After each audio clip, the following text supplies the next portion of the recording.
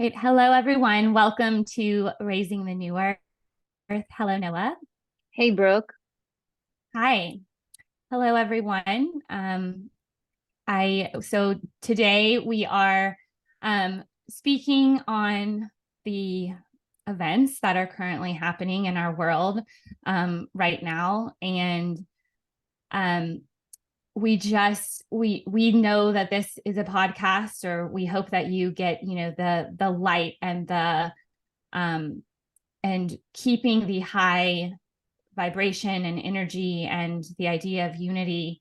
Um, However, when we're in the midst of very dark times and seeing what is happening in the world, it can be hard to recognize that darkness and still be able to choose to turn to the light. So we thought it would be good to just have a discussion on ways that we can all help each other in doing so.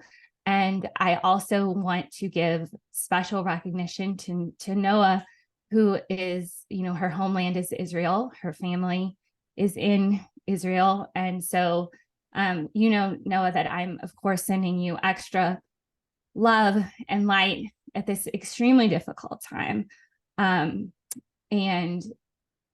it's also, I think, important to recognize, like, to hold space for you, because this does hit even much closer to home than it does for myself and many of us who are in America. And not that we don't care, but it's a little bit harder with the distance. And so I want to recognize that space um, and hold that space for you as well, because as Noah and I talked a little bit on Tuesday, and it's a bit of a grieving process as well. And just so yeah, I think that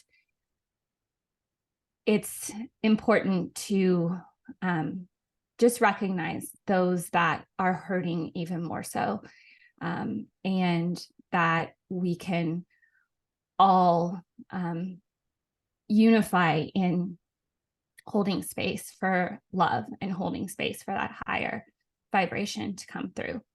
So with that, yeah, Noah, my heart is with you, but I would love to know just, yeah, how it has been for you, and what you have found that is helping to bring in that light. Yeah, so I was never I'm never about politics. I think politics is another way to divide us instead of finding unity.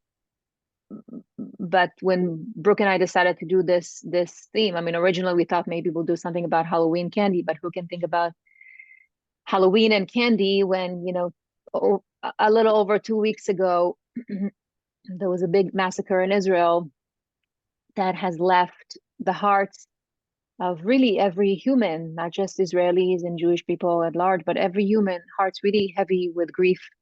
And it's really difficult to put into words what we feel as the stories have unfolded, and the numbers of families and children and babies that were murdered, innocent children and families at large. Their lives were slaughtered and taken away in a moment. So there is an entanglement, right? Our hearts are intertwined with theirs. We can feel the pain. I feel the pain as Israeli who has experienced several wars growing up in Israel. So for me specifically, it raises a lot of PTSD, and it raises a lot of fear that I try to push away by finding hope.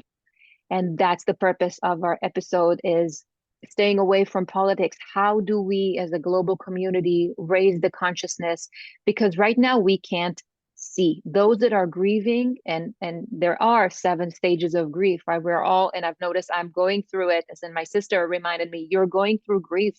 It's okay to mourn. It's okay to be sad, because the tears just on Saturday, I just, cried so much. My little girl came to me. She said, I didn't even know grown-ups can cry. And I said, baby girl, my heart is broken. I don't know how to do it differently. And so she said, if you're sad, come sleep with me. I'll make you room in my bed. And without going into details about what has happened, I found myself grieving for every single child, mother, and family that were murdered.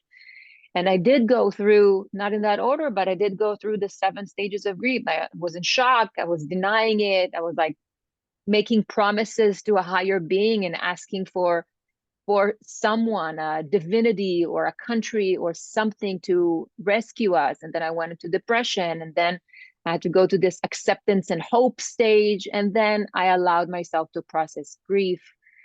While another friend of mine, everyone that asked me, how am I doing? I just burst into tears. There were no words to describe, even with my spiritual background. There were no words that could have described the heartache that I was feeling and still feeling. But right now I'm in that processing grief, and I'm trying to protect my energy or protect my heart. Like my friend said, she said, I know you're hurting, but you have to protect your heart. And that means that every single thing that I do comes from a higher consciousness of hope and praying for peace and praying for resolution. And yes, praying for the strength to give my people and the innocent civilians of the other side to overcome this another obstacle in the conflict in the Middle East. But this has started very differently. This didn't start as war. This started as radicals coming into our homeland and killing innocent civilians. This is not, it was not a soldier for a soldier. This was radicals coming to innocent civilians. So this has started very differently, and obviously have raised a lot of fear and a sense of helplessness that I hope is changing into how can we act, what can we do, and I know that spirituality teaches us that when we see chaos all around us, it means that our job has increased. And I always say to my family, the days of PTSD, the days of growing up with war needs to end with me. I will not bring fear into my family. Yes, there's a little bit of fear in me, of course, but I will not bring it. We will never use the words, safety or make my children feel unsafe. No. And like we said in other episodes, fear is not an option, because fear disables us. It almost like it detaches us from what we can do. So I would encourage him, instead of fear, what can you do? Like there are tremendous amount of miracle stories that were awakened amidst extreme darkness. Israel was founded after the Holocaust.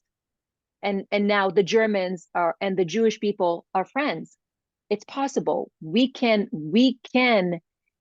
get there, but I think right now it may be too early to discuss it, because we are in the midst of the anger and the grief and the mourning and the wanting revenge and all of that. So actually, Brooke, your perspective, someone from the outside of this conflict, is very helpful to today's episode, and I thank you for that.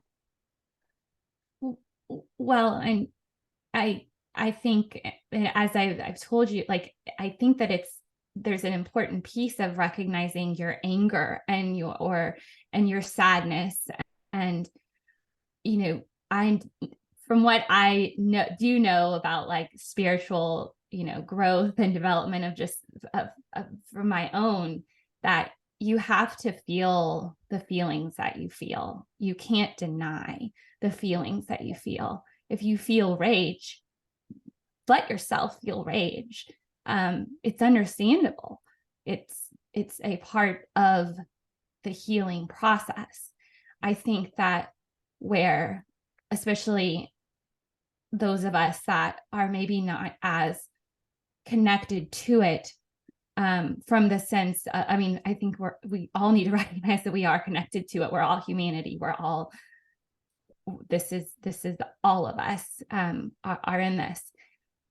And I think, when you look at, especially, and I don't know enough, and I don't, this isn't about discussing the historical significance, but that this is a holy land. And so it even brings, and I think that is part of why just the conflict continues to kind of to happen. But as you said, this was an act of terror. And yet it's important to not get bogged down in the darkness and the hate and the rage. Like, it's feeling it, but then allowing yourself to come back to light or find ways where you can connect in with peace. So I think that oftentimes when we can, and I think that's where a lot of this, like this hate, and it's like when people say, oh, just, find the peace, or find, it can have these undertones of like, you shouldn't really feel your feelings. They're not real. They're not really there. They shouldn't be felt. Just go find peace and love.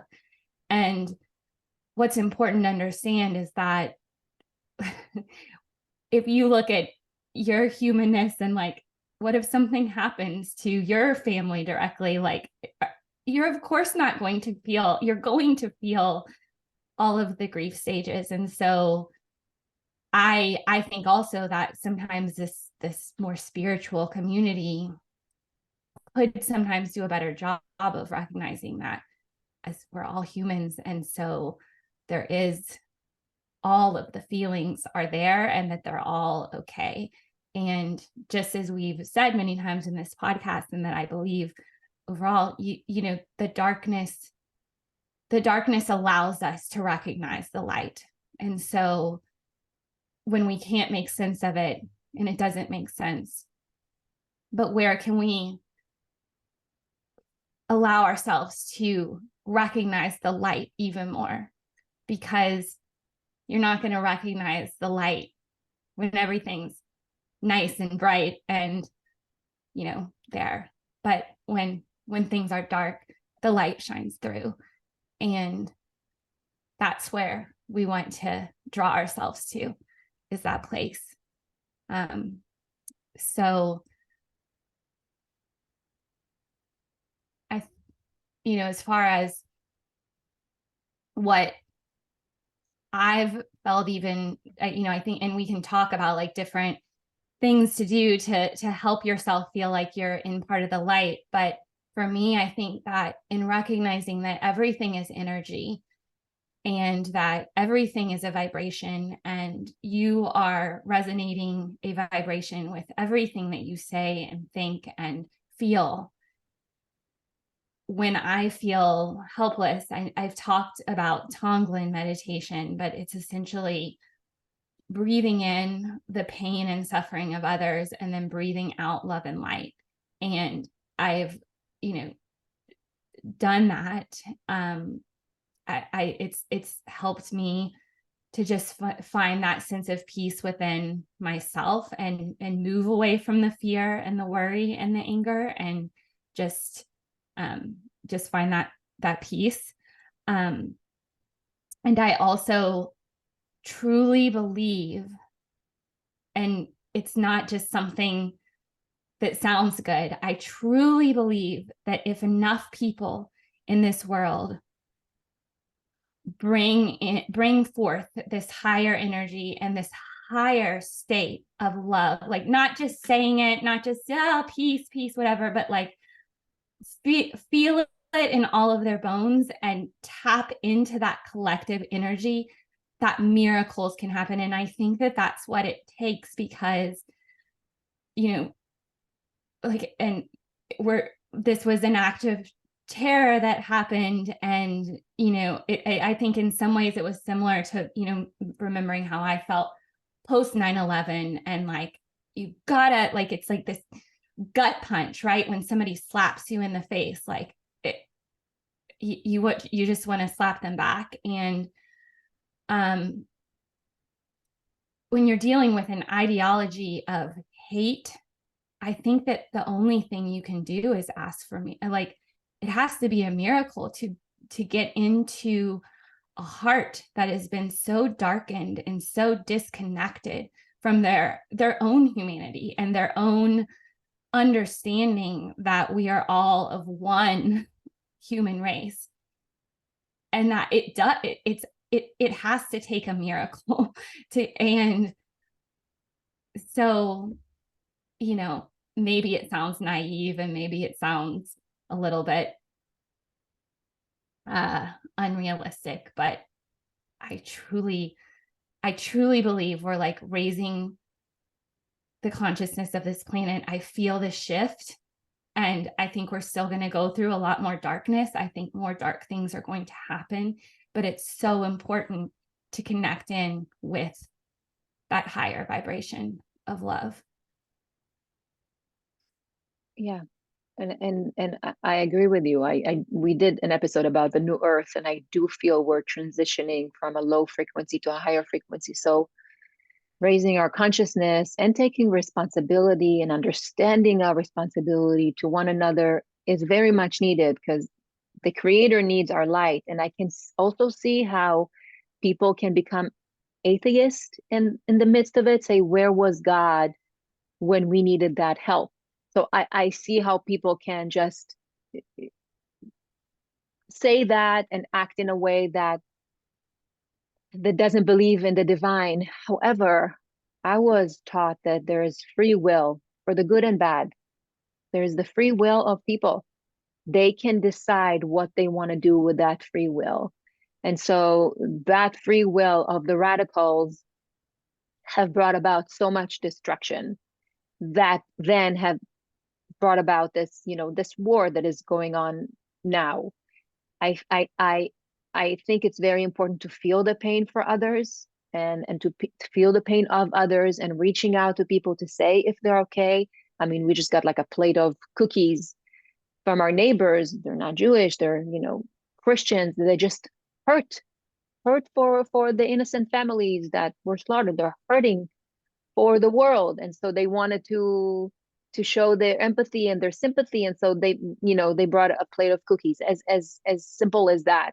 And it's really important to strengthen the spiritual tools. Now, for the longest time, it's only been 14 days, a little bit more, I couldn't look at spiritual advice. I felt that they're so remote from the situation. I couldn't bring myself to be quote unquote spiritual. My heart was boiling inside. I was devastated inside. How can I go and, you know, be so spiritual in the midst of what seems like like my country is burning, literally. Families were burnt in their cars, in their homes. Like, how can I bring myself to detach myself from the pain where I felt the pain wholeheartedly? Now, I talk to my family every day over the phone. Just like during COVID, I made it a point to talk to my parents and my siblings who are still in Israel every day. And I got a text when this thing happened, and I have to tell this story because I do believe peace is exactly what's needed in this generational trauma of both sides. I got a text from my friend, Ramsey. Um, his family is from Palestine, and he lives in Dubai, and he knows my parents, and he texted me briefly after this happened, "Is your mom okay?" Now, he's Palestinian, his family is in Palestine. Is your mom okay? And then when our army went to Gaza, I texted him and I said, "Is your family okay?" And that exchange of love and hopefulness and humanity and unity is everything. I never want to see innocent civilians suffer. On either side, I never want to see anyone caught up in this great war of countries. I never want to see that. And that exchange gave me so much hope. And I did pray for his family, and he prays for my family. And I believe that if we are enough candles in the world, just like when you enter a room that is dark, you turn on the light switch, and guess what? It's lit. And if we hold the space for love and unity, and if we can rise above the hatred, eventually, once we, overcome this grief period and mourning period, then I do believe that the new generation won't have to go through that, or at least not through the extent of what we're experiencing right now. So our consciousness absolutely matters, and the love that we awaken within us and for each other absolutely matter. The actions we take to help to bring more light into the world absolutely matters, whatever that is. You teach yoga at your community. You bring so much light to the people who gets to bathe in your frequency, who gets to receive the compassion itself that you are. You bring so much light, but that act of kindness, and for me, I felt like I can't work out alone anymore. So I go to my community center and I surround myself with women. They're not Jewish women, but they're women, and that empowers me to know that I'm not alone. And that light and that heart to heart and that conversation or that hug lifts up the spirits, the overall consciousness of the world. We need more of that. We need, and I can grieve and I can aspire for more of that. I can do both. And that's exactly the stage that I'm at. Like I'm grieving, I'm mourning, I'm hurting, and I'm raising the consciousness. So when I find a thought coming in and it's hard to sleep, I haven't been able to sleep. Obviously, the horror stories and pictures that I did catch with, flooding me. But at the same token, I do aspire for more. I have endless conversations with the divine, asking for help, asking to lift the spirits, asking to open our hearts, and not to allow it to be the ripple effect around the world that we're seeing right now, where hatred is being given a platform. No, it should be exactly the opposite. We need to learn from our past. This should not escalate. And with what you said of like, you had to kind of turn from the spiritual community, or or not turn, but how, like, it's, you have, like I said, you have to recognize like your feelings. And I think that's part of where things get so escalated, not even from the worldview, but just like this online community that we've created, which can bring so much light and can bring so much connection. And yet I think we oftentimes forget that we're all humans doing the best that we can, and that we're going to have pain and suffering and real feelings where we can't just say, no, yeah, let's just bring peace. Like, it's like nothing should be done. Like it, and inaction is not, I think that there's a difference between conscious action and unconscious action. So yes, conscious action can be taken, but when I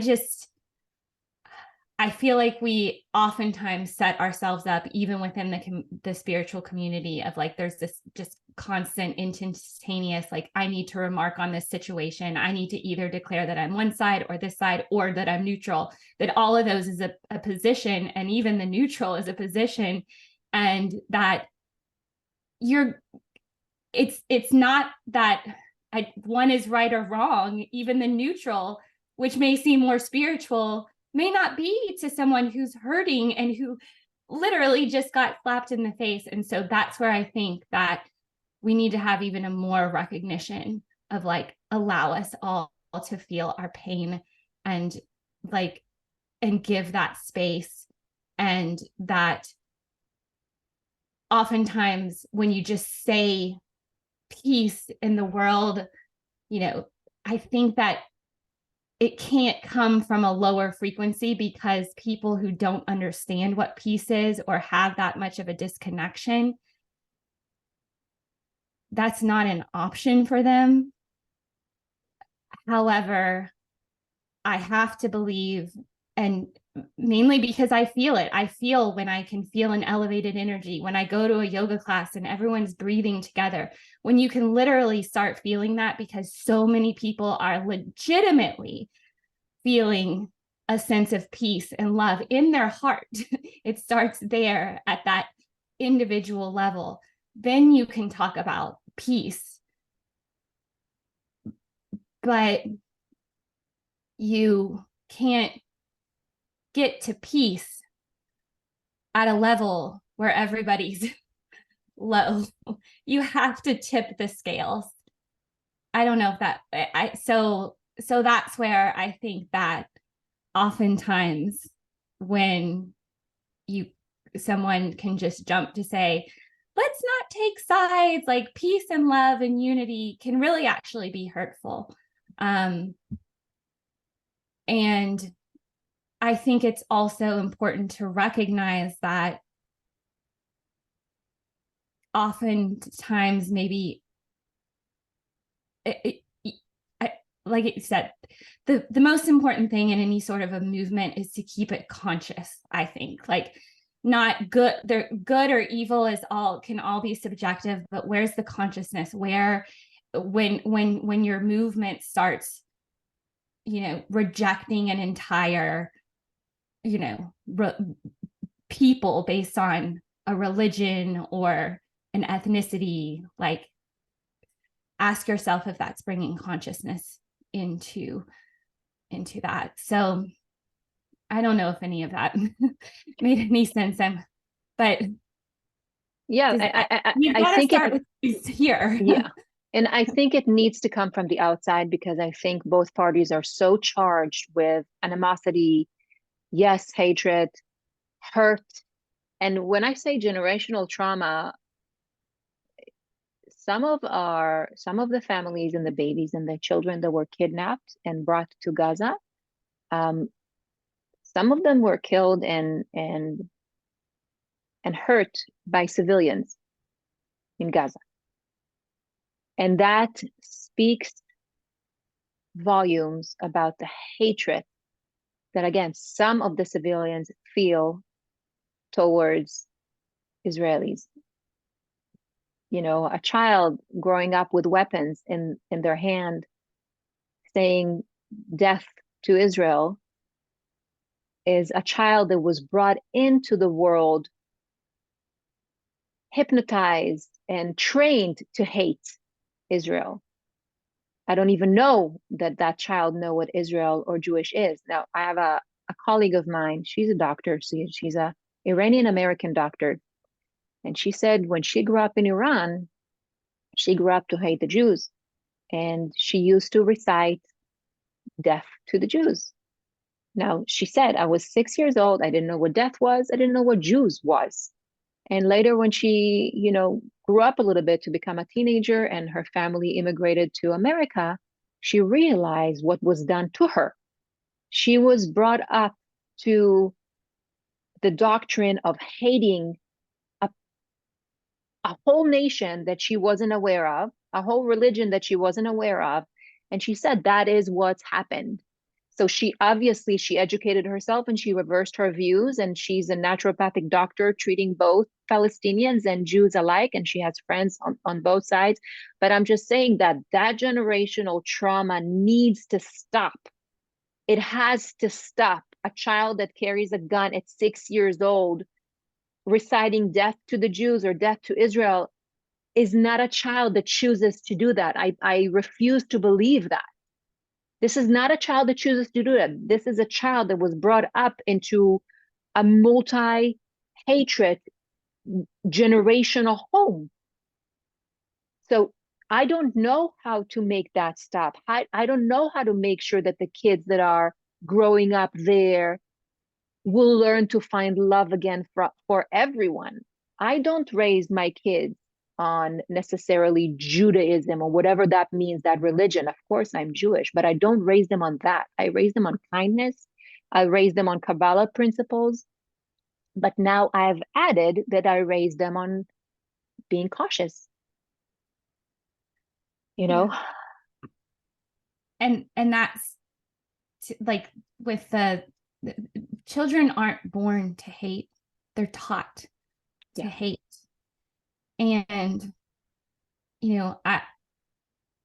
I know everybody has, like, a side, even if it's neutral, but I think that where sometimes, like I said, it can be so upsetting. Like, I was shocked, maybe not as shocked as thinking back, like, of just how terrorism has kind of presented itself within the Middle East, like, all of my lifetime and well before, but that, like, there were groups that were cheering this attack.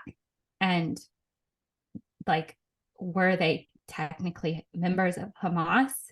I don't know, like, and to me, that took my breath away. And even within the United States, there's the Free Palestine movement. And like you said, like, it may have some good intentions. However, you should free Palestine from Hamas. Just add these two words. yeah, Yes, absolutely. Just add these two words. Yeah. I guess and like and this is where seek to understand. But I think that, yeah, I don't have an answer for what you do with a child that was brought up to hate, that they were brainwashed from a young age to hate, because it is an ideology that they don't even know why they're hating, just as a friend. And so it's a very hard, I think that this is where it's like the spiritual work really gets real. Yeah. Because how are you supposed to say keep the light when you know that someone was literally brought up to hate and want you or your family dead or killed, and wiped from the face of the earth? Like, how do you do that? And that's where I think miracles have to come in. And just as God did give us free will, I also think that God is an energy that you have to legitimately tap into and hold that frequency. And I legitimately believe when enough people can hold that true frequency, miracles can happen. I don't know if it's a very, I think that's where too you have to almost take that larger stance of the darkness allows the light to shine through. And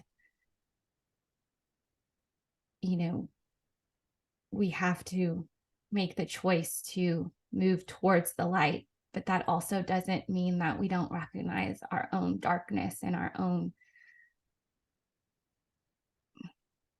parts of ourselves that feel true darkness as well. Yeah, I find it really interesting, and non-coincidentally, we started reading the Bible again, and so the first portion of the Bible is Bereshit, is Genesis, and that begins with a story of creation. And the phrase in the Bible is like, in the beginning, the Creator made the heavens and earth, and the earth was chaos with darkness surrounding the void. And that first week of the year began with this heavy energy, chaos, tremendous pain, and darkness, right? So I think, and I believe, and I need to activate my absolute certainty that we are being called upon by the divine light, by the divinity, by the energy to form and mold our next year, to have more compassion, to have more love, to have more kindness towards each other, not just between the different countries. Within ourselves in Israel, we were so polarized, and now no one talks about it other than the Israelis that know about it, but we were very divided with our political issues in Israel. We in Israel have the right wing and the left wing. We were so polarized. We showed such hatred towards our brothers and sisters within our nation, within our religion. We couldn't have been more divided. And then this happened.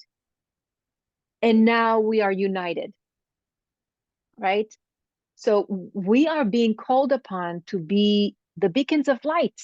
We have an opportunity to allow the innate wisdom and innate desire within ourselves for unconditional love to take over the world. And like you said, if we can tilt the consciousness, the overall consciousness of the world to more love, more compassion, then we'll see more leaders coming through with that idea in mind. And I remember the peace that we established between us and Egypt. I remember it, and it was thought about as this will never happen, and yet it did happen. we did make it through. And I truly believe and I pray on having the ability for both countries to live with true peace once we eradicate the unchosen radicals that are leading them, right? We have to eradicate evil. We have to.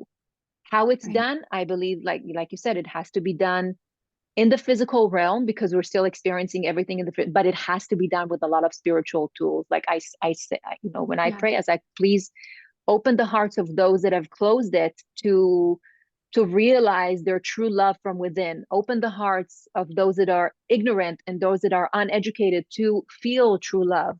Like, what is your story? When do you separate your cultural and political and religious imprints from your true desire? Which one is which? Those that are marching, you know, against everything, what is your true desire? Not your parents, not your ancestors, not what you saw on the news. Who are you? Are you a being of love? Or are you a being of hatred? What do you want to see more in the world? And that's a question each and every one of us has to ask ourselves. And I as well, growing up in Israel, seeing the wars, losing family, losing friends, I have to ask myself this question every single day. And I hope more people will do that to differentiate their viewpoints, their true desire for unconditional love in the world, than their desire to hate. Yeah. Well, and when you spoke of like Israel being divided, I think of the same thing with the United States, like pre 9/11, and then we had 9/11 happen and everybody unified. But look at where we are now. Like, Right. I've never ever seen the United States more divided. And even within my own family, I mean, they've screamed at each other. I've seen this. And it's interesting. Peace has to begin within our hearts. And again, it's not recognizing, it's not pushing away your own strong feelings. It's not like when you're angry, like, but where can that presence come in, and where can you recognize that? By continuing to bring an unconscious viewpoint and not bring in that awareness and that light. If it's on the micro level, then how could it ever get any resolved on a macro level? So right. I think just like with you told the, beautiful story of talking with your Palestinian friend and asking each other if your families are okay, like those moments aren't insignificant. Those are the most significant moments. That's all we have. All we have is our opportunities to look each other in the eye and recognize the humanity within each of us. And yes, I think it's very Pollyanna, or like, to say, look at the eyes of like a Hamas member, that and see their humanity like that. They've been cold-blooded killed. They hate. They have an ideology of hate. However, I also hold space for, if you got that person out of that situation and look them in the eyes, and just as you were saying, is this who you are? Is this what if because it's not it's someone else's trauma that they're holding on to and holding on to and holding on to, and they teach, and then teaching that to a child, and they're holding on to that. Like, at some point that story has to go away, and they have to, because we're humans, our nature is not to hate. And so it's not, I don't, it sounds so terrible. Even though as I'm saying this, I feel myself getting triggered of like, that a terrorist, you know, like they have humanity within them. Like it's triggering to me to say that, like this is someone who wants to kill a whole, and yet they just don't see it, and they're not going to see it. But like the more that we can raise that vibration, again, I think it's that shift in a miracle. But that doesn't mean that you don't, it's just like and I have not read this book, but I know about it, The Art of War by Lao Tzu. And it's like a warrior heart. A warrior doesn't mean that you just sit and allow things to happen that are terrible. Like a warrior's heart means that you sometimes have to go to battle, but it's that you are connected in, you have to bring that consciousness into everything. And whether it's, and even if it's something, you know, and I don't know if that, maybe this is triggering to someone who's like extremely spiritual, but I don't, maybe if in war you can, I mean, that's what you could bring in a battle, bring in that higher consciousness. I don't know, like, you know, 100%. like No, you yes.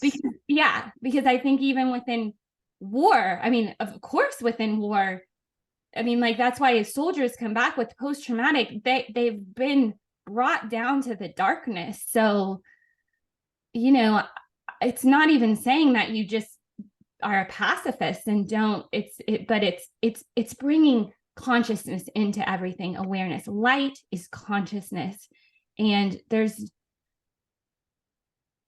no good and evil. Even calling war evil, I don't know if that's accurate, like, because maybe like when someone mutilates your entire family, like how you have to defend.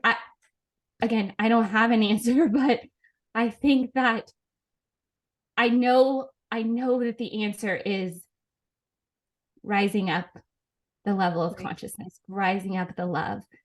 How that looks all the time, I don't think there's a perfect answer for that. There is a consciousness. There is consciousness in battling for your country. There is consciousness in, if a soldier goes out to war and know to differentiate. IDF, Israel Defense Force, is not Israel Offense Force. We never seek to attack without a reason, ever. Israel Defense Force is doing everything it can in order to not hurt the civilians in the other side. So a conscious soldier would look like, you see a child, you don't shoot a child. You see a mother, you don't shoot the mother, but you will aim to shoot the guy who shot you or is aiming to hurt you. You will hurt the one that is aiming, and not the kids that are throwing stones, not the mothers that are still hurting for the radicals who joined that movement.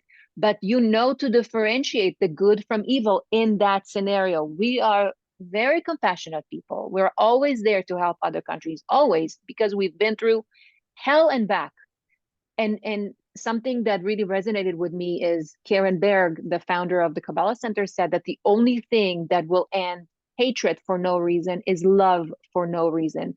And I am hopeful, and I really pray that when we overcome this terrible obstacle and challenge of, I just feel like we're battling against, this is not Israel against Palestine. It has never been that case. This is Israel against terror. So we are really doing we are engaging ourselves in war for the entire world.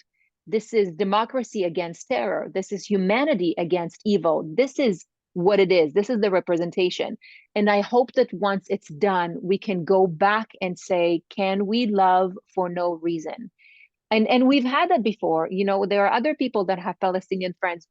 We have that. We have the seed within us to find that compassion and love. And I hope that my generation, like I said, will be the last generation that will experience that hatred and that need to protect, literally protect the lives of those that you love in your homeland. Yeah.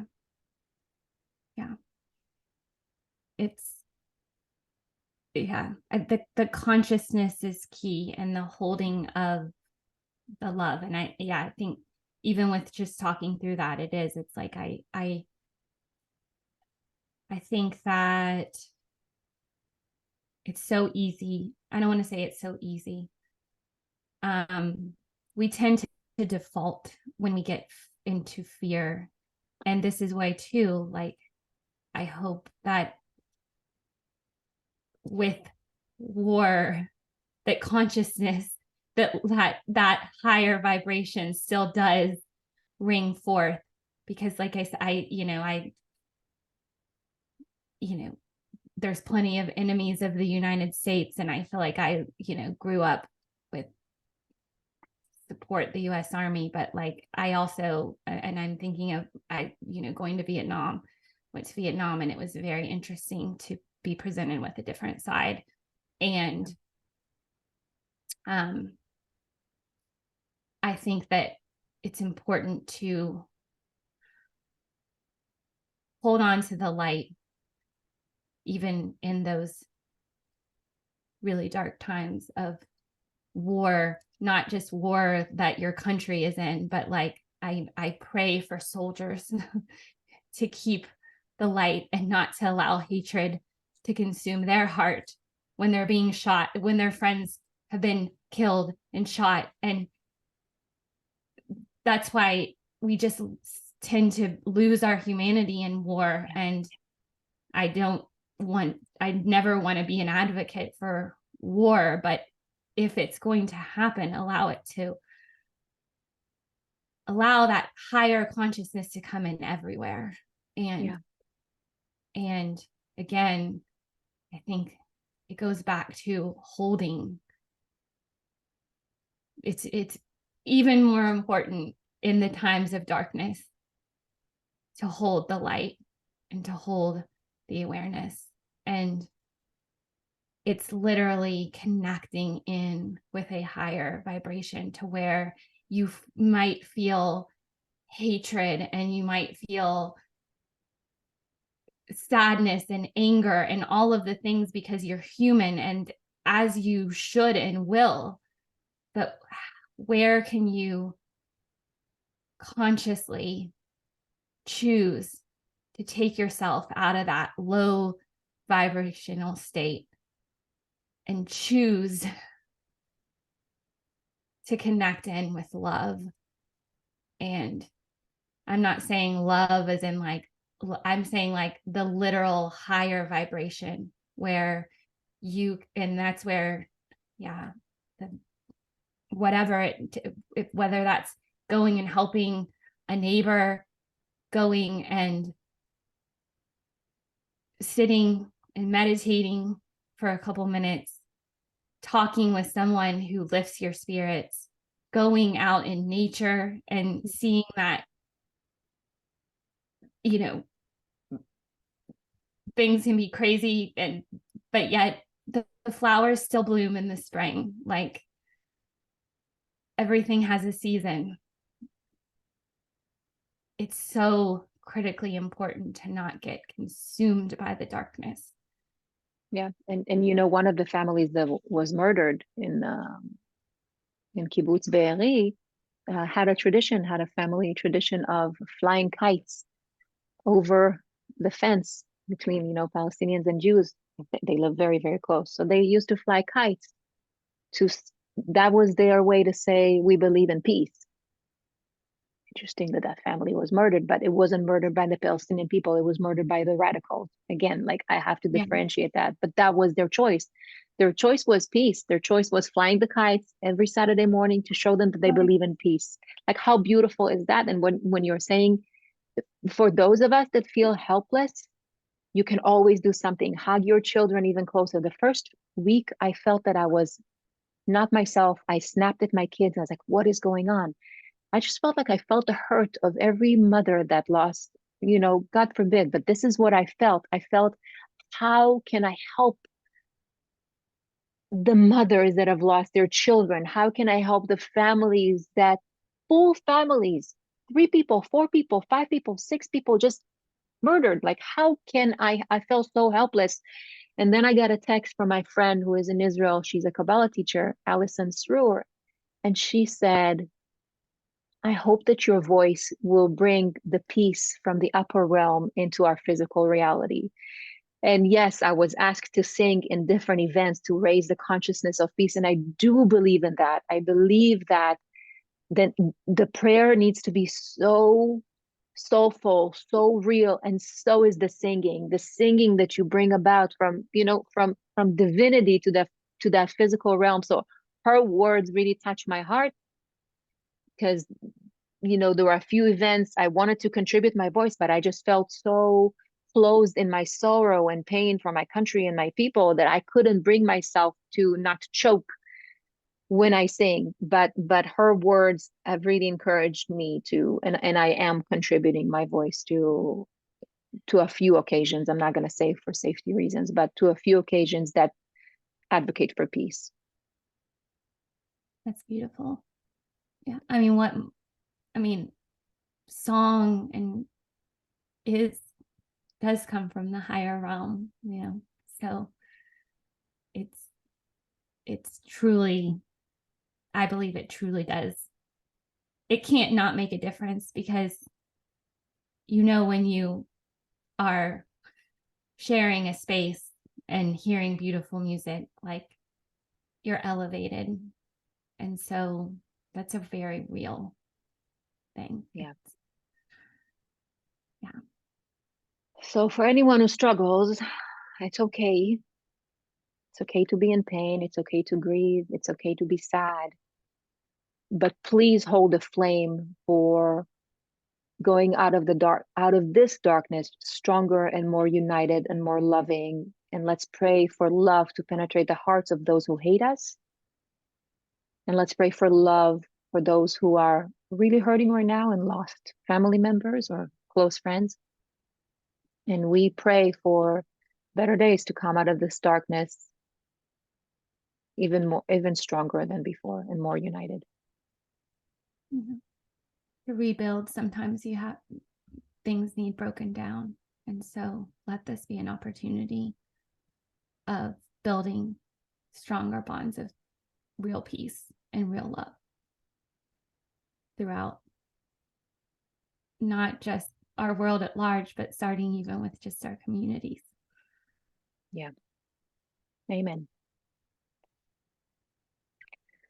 Thank you.